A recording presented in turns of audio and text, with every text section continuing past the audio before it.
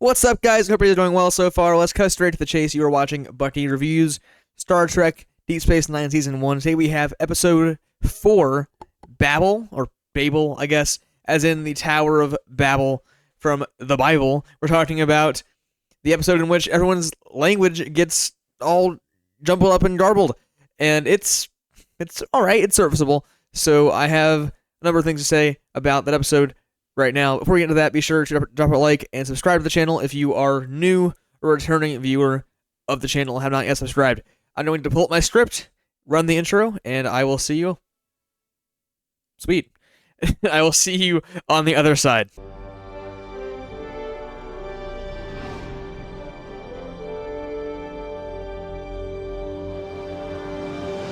Alright, Season 1, Episode 4, Babel. It's an episode that doesn't really do a whole lot wrong, but also doesn't really push the limits of itself enough to be much better than just, like, decent, like, middle of the road, right? It's a very, like, typical kind of Star Trek filler plot episode, and that's okay, right? It's entertaining enough, but its major issue is that it's essentially just plot for the sake of plot. And I've said this a few times, and I'm going to say it in the future again, but there are episodes where things just happen just for things to happen. They don't kind of have like a theme or a message or do a whole lot of character dynamics or development or integration. They kind of just happen. And this is one of those episodes where it does that a lot. That's mostly all the episode is. It doesn't really integrate themes a whole lot. There are some good character moments, but this is just like, in general, not a lot actually happens. So that's the major problem. But speaking of character scenes, we do get... This is kind of an O'Brien episode, but not really, actually. It's a very... Sadly, he appears and does, like, stuff for, like, 5 or 10 minutes, but still gets the best characterization in the whole episode. It's like a pseudo-O'Brien must-suffer kind of deal, but, like, not actually, because it's not that bad for him. But we get some time with him. It starts off with him being spread thin throughout the station. Everyone's calling him left and right. Fix this, fix that, fix that. And I mean, I think that it does good. I think Cole Meany does a great job acting here as usual, and I think this is great characterization for Miles O'Brien as he's just a guy. Like he's like the equivalent of like a blue collar worker, just trying to get by for his wife and his kids, and you know he's overworked and he's very relatable. He's one of the few characters in this series and in most of Trek that feels like just a normal, modern human. He's just a guy. So he's very relatable, and I like that a lot. He's just like a typical person of the modern day. So he's doing all this stuff, and eventually a virus infects the station that causes people to be unable to understand each other's communication. So they say a bunch of random words when they talk, and they can't, hear each other well, or they can't understand language very well. So it's like the Tower of Babel in the Bible, where the languages are all jumbled. And we see this becomes a problem because people who get the virus can't communicate what they're experiencing, so they can't find the problem. We also find out that the virus will eventually kill the victim, and that's kind of what gives the stakes of the episode, and is what pushes things to go forward faster. Because they didn't have it be deadly, and then they would have all the time in the world to figure it out, right? Just like have Dr. Bashir in his lab working alone until he figures it out, right? But no, it's like it's going to kill people, so they need to hurry up, which is kind of the impetus for the plot to go forward. The cast slowly starts getting infected. They get picked off one by one, and they eventually find out that the virus was activated. It was a Bajoran booby trap against Cardassian occupation on the station that never got used, and it was placed in the replicators but never activated. And so Miles was working on the replicators, and he accidentally bumped it or activated it or whatever. So now whenever the people eat food, they get infected with the virus. So the plot transitions to being about Kira trying as fast as possible to find the guy who made the virus in order to find the antidote for the virus. In the meantime of all that's happening, we get a few good character scenes that I want to talk about. Makes me appreciate the episode just a little bit more. We see a scene with Dax and Kira walking down the promenade, and some men catcall Dax, in their virus gibberish. And Kira asks her, "How's it feel to be a woman again?" So this is a pretty interesting plot idea because Dax is someone who looks young and looks feminine, obviously, but has hundreds of years of experience, is older and wiser than the rest of the cast, and has been a man for a majority of the last 100 years, essentially. When she was Curzon, Curzon lived a pretty long time, so she was a man for a long time and has now recently become a woman. So Kira's like, "How's it feel to be a woman again?" And she also says, like, she never gets used to men catcalling her. Presumably it makes her uncomfortable, I think is the implication here. Dax says that she actually kind of likes it. That she actually likes when men catcall her, for example. And this moment is minor, but it does something good with the Dax character that I feel like is that Trek kind of fails to do with other female characters. Because Jadzia Dax is obviously a very attractive woman. I don't think there's a person on the planet who would deny that. And that's true for a lot of other Trek women as well. But this is a character that confidently embraces her sexuality and her attractiveness in a way that many other Trek characters don't, really. They're kind of just there to be seen by the viewers and kind of just like eye candy a lot of times, unfortunately. This is a character that like actually uses her sexuality and her attractiveness in universe in a way that is different, because she uses it with confidence. She uses it to manipulate to get her way. We see that briefly, like with the opening of A Man Alone. I talk about how she like toys with Bashir, and she'll do this more later on. It's not like a very like unique or like a new idea for like a femme fatale kind of deal. Obviously, this is, I think it's been explored a lot in media, but as far as Trek goes, it's pretty different and it's pretty refreshing. So I like that a lot, and I think that it makes for a decent character moment. We also get a moment with Sisko and, well, with Ben Sisko and Jake Sisko, because Jake gets infected, and we see a moment in which, or there's at least one moment, I'm pretty sure there's more actually, in which we see Commander Sisko and his son interact. Avery Brooks, Sisko is at his best when he's with Jake. He's the most human then. Otherwise, like I said numerous times, he comes across as kind of like a serial killer. He's kind of weird, kind of uncomfortable. He comes across more like Dexter than like a Starfleet commander. But when he's around Jake, he just is a good father and a good guy, very very loving, very caring. There's a pretty neat dynamic there because he's a pretty bold and almost kind of like aggressive commander when he's taking care of station matters and work and the crew and whatnot. But he's very affectionate, very soft around Jake, but also a good father at the same time. So this reminds the viewers that he's not like a mean person or like a mean leader. He's just a confident and bold leader who gets stuff done, but also genuinely cares about the people in his life like Jake and his crew. Also, there's one more character dynamic scene that also comes in this episode, which I say this every review, and so I'll say it again. Say it with me, folks. Odo and Quark. We get a great Odo and Quark scene here, per usual.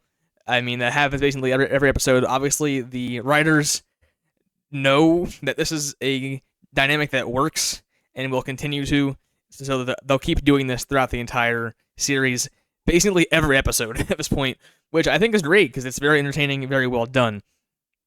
So these two characters are two characters that obviously hate each other, like on the surface, for business sake. It's like Odo is the symbol of order and law and justice, and Quark is the opposite of that. He's scummy, he's slimy, he's illegal in a lot of ways.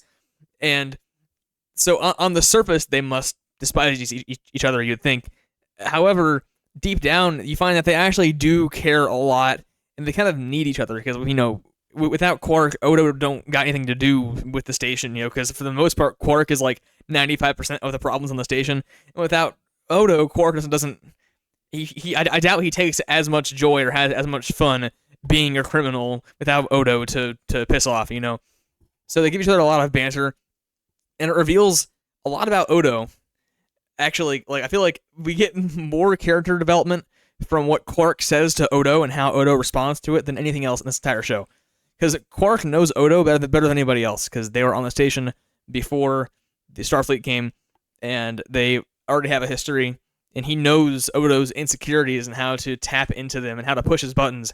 So the writers use this to kind of tell us more about Odo and how he thinks and how he works. So both Timmerman and Auberjonois do great here as usual. Timmerman is so cartoonishly slimy and just evil as Quark as usual, and it's just evil, but in a Dr. Doofenshmirtz way, where he just is once again he's very cartoony, whereas he's very rarely actually threatening, and he obviously does care about people in the end, and this comes to fruition. This all builds up to a great scene with Quark and Odo at the very end. They're the only two people who are unaffected by the virus because they are not Cardassian. Or I guess Ferengi, I should say. Ferengi have some kind of immunity to it, and Odo is he's not humanoid, so he just doesn't get affected by it either way. He also just can't eat, I think, or he doesn't eat, if I recall correctly. So their physiology allows them to not get infected by the virus, and so we have the scene where they team up to work together in the last moment to save the station, and it's a pretty great scene, and it makes me kind of happy to see it happen. To get to some negatives here, because once again, this is not a flawless episode. It's quite the opposite. The pilot is better constructed and better integrates these character moments and theming, which there's not very much in the first place, with the story than the previous episodes do.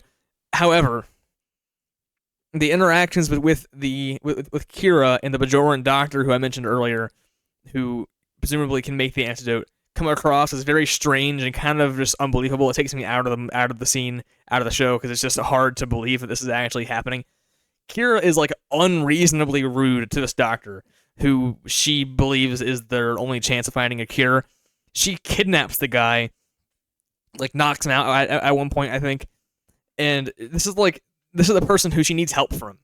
And whenever given a reason why the doctor is so dismissive of her asks for help, because she calls him that person, he's like, nope, I don't know what you're talking about, and hangs up.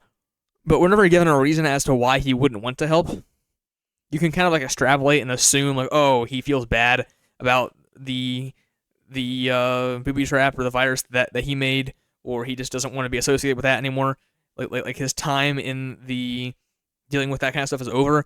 But we don't ever given a real reason as to why he wouldn't want to help a station full of dying Bajorans. But he just kind of says no, and then Kira just goes off on him and kidnaps him and stuff. But he seems when he gets to the station, it's not inconvenient for him. He solves the problem with Dr. Bashir on his side pretty quickly. Once he gets to the station, the whole station is cured pretty fast. At least that's how it's portrayed. At least that if they don't solve the problem very soon, they're all gonna die. He gets there and he solves the problem very quickly, and then he leaves. So it wouldn't have been that much of an inconvenience just to take him to the station, save hundreds of lives, and leave. But he chooses not to until he's knocked out and kidnapped. So that's pretty weird to me. The interactions here make basically no sense, and they seem to exist solely to add conflict to this Kira investigation subplot, which became the main plot towards the end. It's kind of they needed there to be a struggle, because if she just said hey doctor, help us, and they're okay, sure, there wouldn't have been a whole lot of struggle there at the end of her storyline. So that makes sense to me that they would add this kind of conflict, but it feels so fabricated. And the doctor's motives here are so flip-floppity to non-existent. Also paired to the fact that Kira just jumps to kidnapping him, and that's never addressed either, makes this climax kind of hard to feel immersed in, I guess. It's just too out there for me, I think. I much prefer to consider the Odo and Quark team-up as the climax of the episode, because it deals with a character dynamic a lot better than what Kira has going on, and it makes more sense practically to me. So there's that. And then also, aside from the strange and forced ending, there's also the biggest flaw is the lack of messaging and theming to me. We do see character moments with Jake and his father, and with Odo and Quark, once again, of course, and Dax and yada yada. But what's the point? What's the main idea that's trying to be delivered here in the episode? The answer is none. There is really none. It's just a plot that happens with no real theme. It's decently entertaining. You can just turn off your brain, and it's okay, funny things happen on screen. There are people talking in gibberish language, haha, funny, goofy. but like overall, I can't give it higher than a 5 out of 10 as far as quality goes because of the fact that it lacks a central like theme or idea that's trying to convey. I'll give it a 6 out of 10 for enjoyability because I was able to turn off my brain and enjoy it, and it went by pretty fast. So there's that. But as far as quality goes, 5 out of 10 for this one. Future episodes will have similar plot structures, but will actually integrate messaging and theming as well as character moments and stuff, and will also take more risks as well. But I need to see that in order to give episode like a 7 or higher, which is why most episodes in season 1 just don't reach that 7 or higher level of quality for me. So while watchable, Babel does not do much beyond existing just to exist. There's some solid character moments and interactions paired with a plot that is passably cohesive enough to earn the episode the current top of the rankings. This is the best episode that I've ranked so far with a 5 out of 10. So hopefully we can get something higher than a 5, and we will get better episodes soon. But that in mind, thanks for watching the video. Love you guys. Be safe, be smart, don't be stupid, and have a great rest of your day.